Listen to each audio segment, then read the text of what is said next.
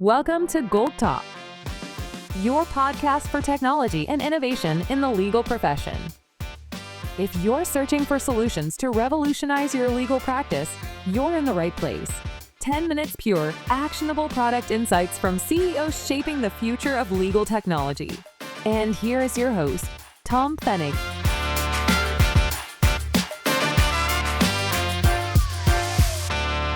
Welcome to GOLT Talk, your podcast for innovation and technology in the legal and compliance space. 10 minutes, pure, actionable insights from CEOs shaping the future of legal and technology. My name is Tom Pfennig, and I'm your host today, and I warmly welcome Colin Lachance, CEO and founder of LawQi, based out of Ottawa, Canada. It is my distinct pleasure to have you on the GOLT Talk podcast, Colin. Welcome. Tom, thank you very much. Pleased to be participating. I've enjoyed some of the past episodes. Awesome. I appreciate having a follower here in front of me. With that, handing it back to you. Give us a little bit of an insight. There is an amazing story behind you. If people look up Colin Lachance, they see a lot of energy, a lot of innovation, entrepreneurship. Give us, please, a minute of insight what you have been doing at the Ontario Bar Association and beyond, and then we dive right into the questions. Sure, absolutely. So really quickly, I've been a lawyer since 1998. Spent the first half of my career in telecom and internet policy, second half in legal, publishing, technology, and innovation. I describe my career as I'm always an arm's length from an engineer. I've always been working and collaborating with technology people. In more recent years, my focus has been on, I had AI startup, some consulting work with law firms, legal insurance companies, and other organizations on AI and other topics. And through that, the Ontario Bar Association invited me to serve for a term as their Innovator in residence, with a mandate to create programs to help lawyers learn AI. Through that, I said the best way for a lawyer to learn AI is to use AI. And that led to the creation of LawQi. Inside the Ontario Bar Association, it's presented as the OBA's AI Academy. And through the course of developing that, we'll get into the details of what it is. I also had that opportunity to essentially treat that as my own learning experience for what attorneys didn't like about the experience, how to repackage it. And LawQi is the commercialization of that effort in a streamlined version that I've been going out to bar associations and other organizations in the US and elsewhere. I want to repeat what you've just said, Colin, because I find this so interesting. The Ontario Bar Association has a program where they call upon an innovator like you to come in as a residence researcher, basically, and support their aspiration, in this case, helping lawyers to gain traction with AI as an innovator in residence.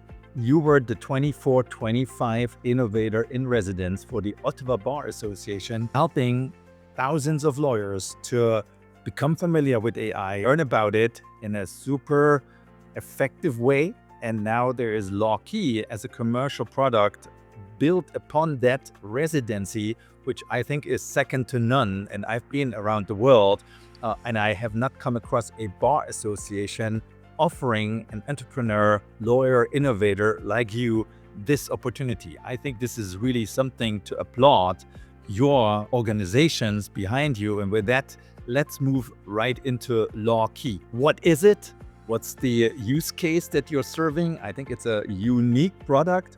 Tell us a little bit about it, please. LawQi is an online self-guided learning platform where lawyers use AI to learn AI. So anyone who's taken any kind of professional training or educational training in the past 10 years is familiar with online learning programs, lessons, tracks, resources, and so on. In other domains outside of law, there's been an exploration of using digital twins or AI assistants inside the learning environment. So as I set out to develop programs for the OBA, I said, this is what I want to do in law. And I found some partners, a company called Praxis AI, who had been doing this work in higher education, working with a number of great universities throughout the US, Notre Dame, among them, lots of names that you would recognize. And I asked, are you doing anything in law? They said, we're not.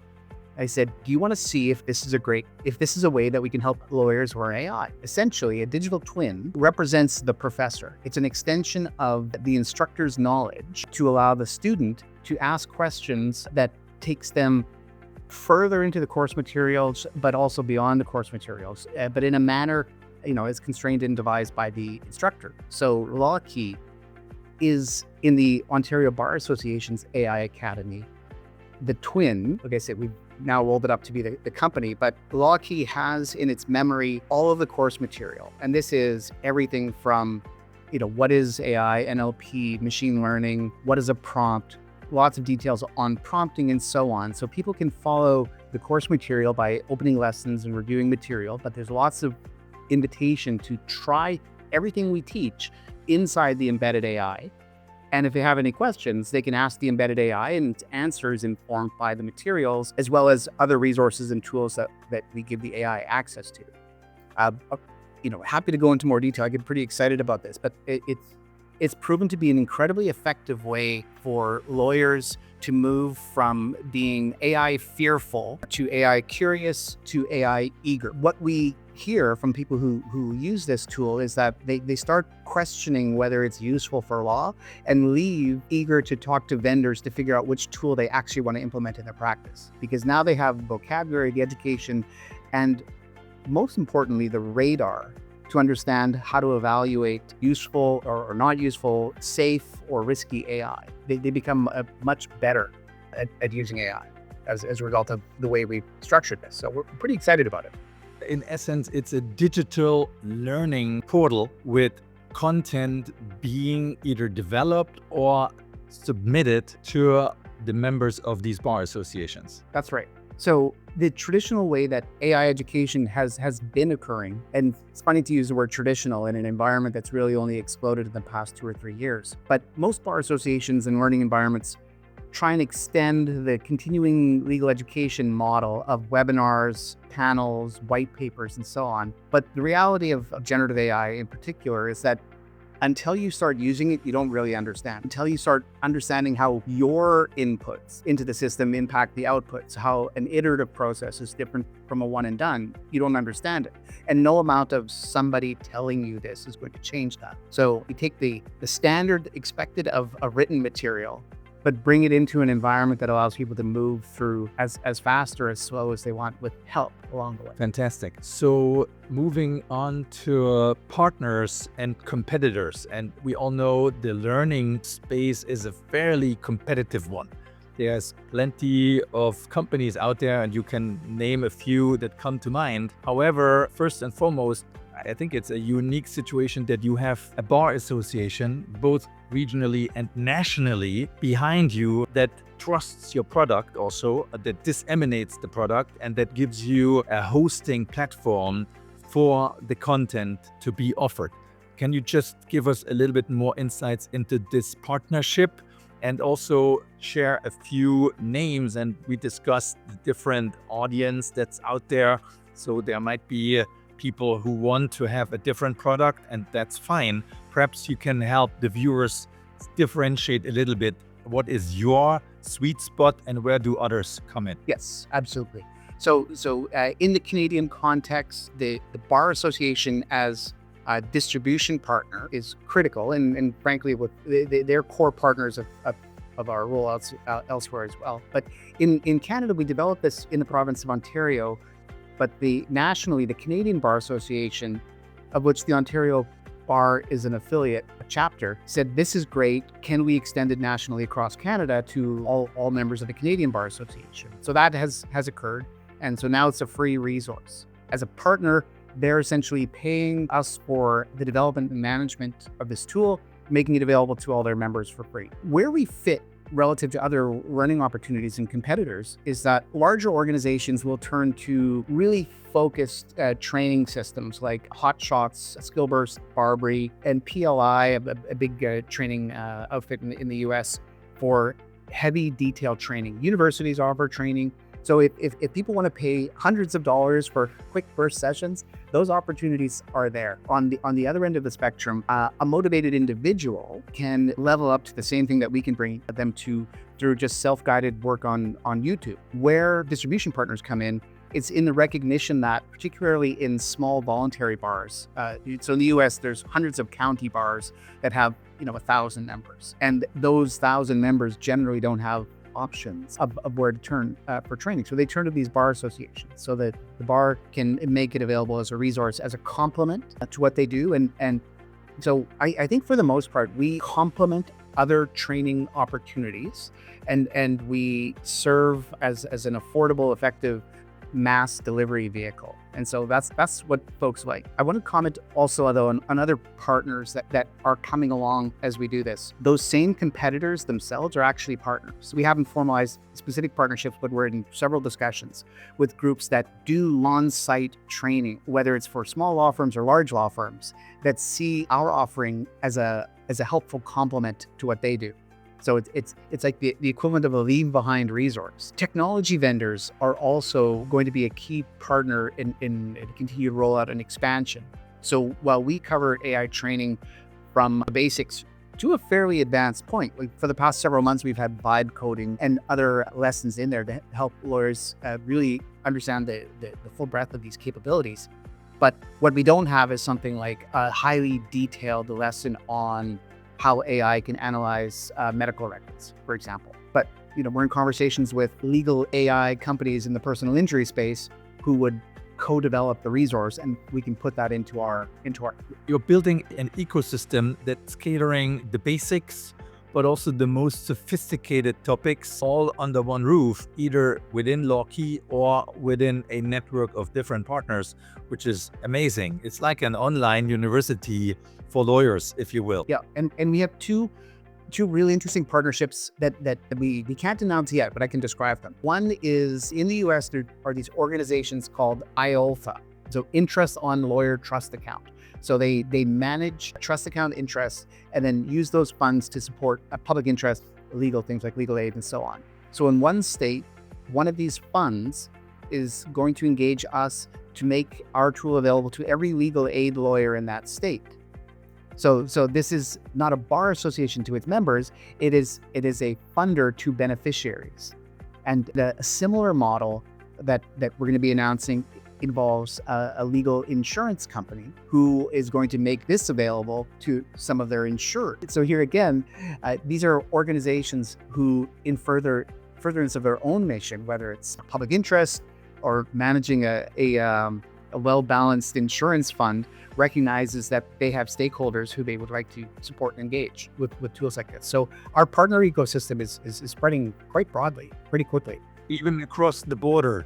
That's amazing. Thank you for sharing this. Yeah, one thing about the Canadian is that because we developed this as a concept, given the Ontario Bar Association exclusivity in Canada right up till, the middle of October. And the Canadian Bar Association is going to be available. Our commercial market was initially focused on the US, but we're being pulled back as our exclusivity periods end into other offerings in Canada. Excellent. Now we have covered partners and competitors. Now moving on to implementation, which is probably fairly easily explained as it's a platform I log in, but give me a bit of detail in this respect. And then cost. I think if I understand correctly, as long as I'm a member of these bar associations, I pay my membership fee and I'll receive access. There might be premium content. Please give me a little bit of background. And also, if I am not a bar association member, but I want to bring this into my law firm or even an in-house environment, what would be the budget roughly that I need to contemplate for this? Sure. So I'll start with budget and I'll work back to implementation. If an individual approaches us, and that's not our model,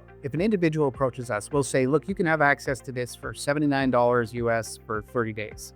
But we would encourage that individual to take the opportunity of going to their network and saying, hey, I've earned this, let's make it available. Then we'll gladly refund them and give a discount to their network. At a bar association level, the most we will charge any bar association for all bells and whistles is $5 per member per year. So if it's a 1,000-member bar association, the most they can expect to pay is $5,000. If it's a 10,000 member, the most they can expect to pay is $50. But realistically, that is the most. And that is, we have several ways, including our vendor partners and other funding partners who are interested in subsidizing those accesses because they have a shared interest in advancing the education of the learners. So, like I say, at that top end, an individual could pay us $79. An association could pay us $5 per member per year. For law firms, while that wasn't our initial target, the model that's best suited to law firms is not a year's membership. A year for an association makes sense because it takes time to communicate and reach out to members. Within a law firm, we treat this as more of a boot camp experience, make it available for 2 to 3 months. And because we would expect higher participation rates and higher utilization of our embedded AI tools and so on, our rates are going to be slightly higher, but they're well below the $79 per month. It winds up, being in the range of $30 to $40 per firm member per 2-month here. But just to go back to the scope, this is a hosting platform. However, when it comes to content, is within those $39 or $79 or $30+ per seat for law firms. What is included? Sure. And I realized I didn't answer your question on implementation. So what's included in the content is introductory lessons about AI, detailed prompting guidance, including dozens and dozens of examples that people can try immediately inside the tool, and then progressively more complex training content around intermediate understanding of generative AI, insurance and malpractice considerations, and other professional conduct considerations. So we don't do this to grant CLE credit. We do this to say, you as an individual want to upskill, or you want your organization or your network to upskill. This is an environment that allows people to move forward. If someone were to go through all of our content end to end without testing the AI, they could probably consume it all in about 2 hours. What we see in how individuals use it is they log in. We design it to encourage them to engage with the AI within the first 2 minutes. And then they progress, they try something, then they go away, then they come back a day later, then they try something more complex. One of my favorite user experiences was an appeal court judge who logged in and within 30 minutes had gone through half of the material, had created a personalized assistant through one of our lessons inside the embedded AI, and started using it to analyze his own judgments. Incredible. Speed with which an individual can move is really tied to their interests. The individual's access is just they log in, and the association will have set up a single sign-on. So we just need to authenticate the user as a member of the association. And because it's fully online, fully hosted, and there's really nothing to do. And from a security perspective, we make as part of our education a directive to people to say, treat everything you're doing with us as fully visible and public to us and to everyone else. We do that for 2 reasons. One, so that way we can give feedback to the organization on how people are doing, what kinds of challenges they're coming up with, so that way they can think of how to extend the learning opportunities for them outside the scope of our tool. And the second is to develop, again, that radar among lawyers to say, unless an AI tool has fully informed me as to how my data is safe, assume it's not. So it serves those 2 purposes. So turn up, if a client or a law firm or somebody says, we want this, the setup is really how long it takes us to set up their single sign-on, which, a day from the time they do it. We're all over the world, right? You're in Singapore, I'm in Ottawa. The folks at Praxis are based in South Carolina, California, and the Reunion Islands. So we get things done over a 24-hour. Fantastic. I think we've covered a lot of ground. We could certainly go much deeper into details, but this is left for viewers who want to learn more about LawQi, about this very, very innovative approach. With that, I think we call it an end. Lachance, founder and CEO of LawQi in Ottawa. Thank you so very much for your time. I am really applauding you for the entrepreneurship and the foresight and the partners that you're working with. I think this is a role model beyond Canada, and hopefully this podcast transports this innovative approach. Thank you, Colin. We'll be in touch. All right, Tom, thank you very much.